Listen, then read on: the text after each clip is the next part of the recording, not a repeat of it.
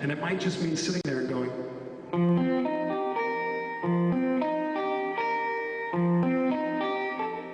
Okay, so I just made a little mistake, so it's like, okay. I'll focus on that until I, gets right, and then. And if the goal is to be able to play that all over the place, then eventually, you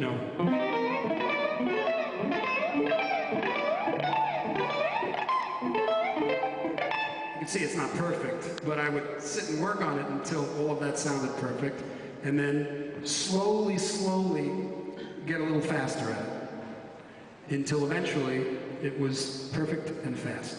And that takes a long time, but that's how you do it. Okay, next one here. Is there any new piece of gear that has caught your attention recently, and will you be playing the new Ibanez Gem 20th anniversary guitar on tour?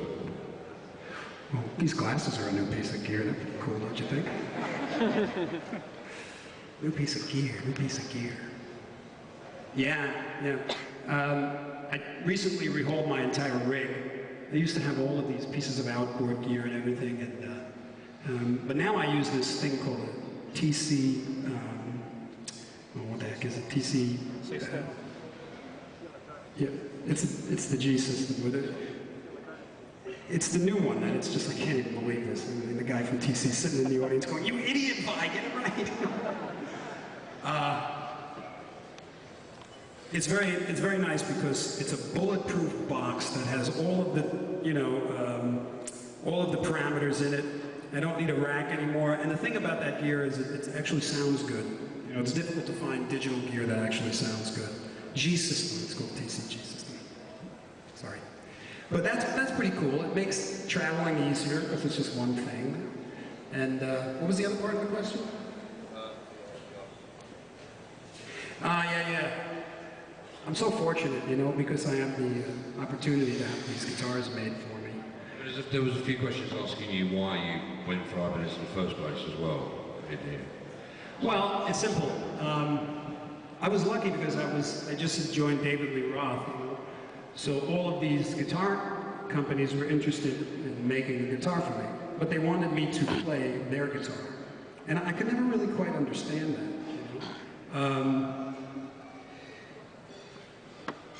I went through this period where I wanted to design a guitar because I had all these interesting ideas that seemed to be, work with my eccentric type of playing. For instance, at the time, they didn't have, it was kind of hard to find 24 fret, electric guitars there was no such thing as a floating tremolo system. I actually had a guitar and I took a screwdriver and a hammer and I whacked out all the wood in the back of the tailpiece so that you can pull up on it. So I thought, hey, that would be cool. If you can go down, why not be able to pull up? It had its advantages, but the disadvantages were that then the tailpiece was floating, it was harder to play in tune and all this stuff. And then just the position of the knobs, where I thought they would work best for me. And the way that the 5-position switch was actually allocated to the pickups is kind of unique.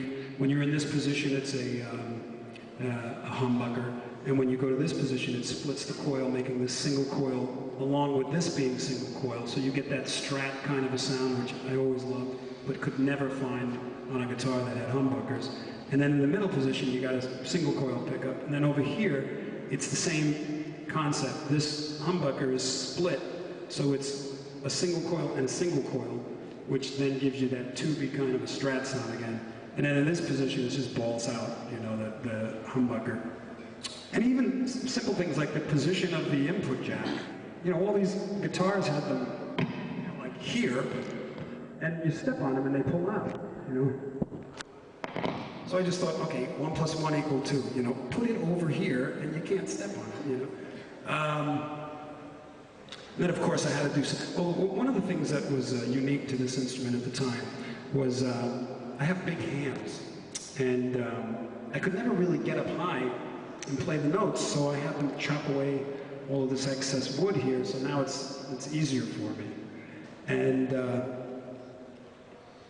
what else? Oh, of course. I had to do something completely stupid and silly, and I told him to put a monkey grip in it. And it was only because then I can hold it like this and throw it around. So that became the jam. So I made this design, and I sent it out to a bunch of guitar companies and said, whoever makes me the best guitar, I'll play, but it has to be this one. And, you know, hands down, Ibanez just sent me the finest instrument. And we're celebrating our 20th anniversary of this jam.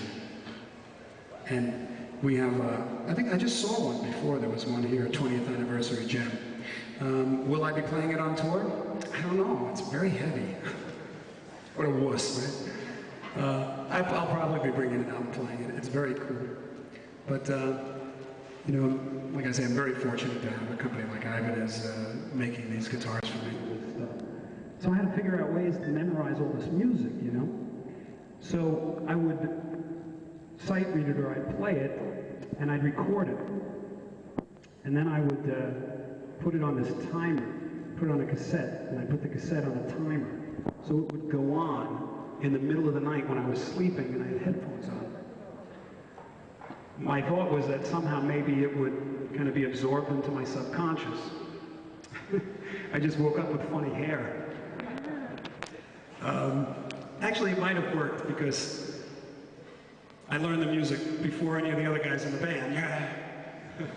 But I also would take a note and have it just play. And it was like an A. And I was thinking that maybe somehow this would subconsciously become a note that I would remember, and it actually did. And it was difficult because at first, when I was a teenager, I used to play this Hendrix song, Electric Ladyland. Really beautiful song. But the first chord was A. So I would always hear that A in my head. You know, so whenever somebody said, what note is this? I'd say, oh, that's a G sharp, and they'd say, no, it's actually, an A. And I couldn't figure it out, and then I realized Hendrix tuned down a half step. So then I went about with that, and then there was a piece of music I learned with Frank called The Black Page, and the first note was B. And I had to play that song so many times that I would just be an idiot if I couldn't remember B, you know. So that's one way to maybe develop perfect pitch, is you have to first realize, or when you try to remember a note that you know from a song. And if you know that that's an A, then you have to employ what's called relative pitch. And relative pitch is the ability to hear a note. If you know what that note is, you know what all the others are because of the interval. And I did extensive interval training where I would memorize intervals. I had to do that, you know, for all the transcribing I've done. But that's it. You know, people ask me what I say is the most important aspect of playing an instrument. And besides all of the, the emotion and all this stuff, sure, there's the development of your ear. Because your ear is the link between what you're hearing in your head and what your fingers do. And if you don't know what something is going to sound like, how can you express what you're hearing in your head? You know? So I used to build these extensive exercises and stuff that, would help me to develop the fingers that are on my eyes, so to speak.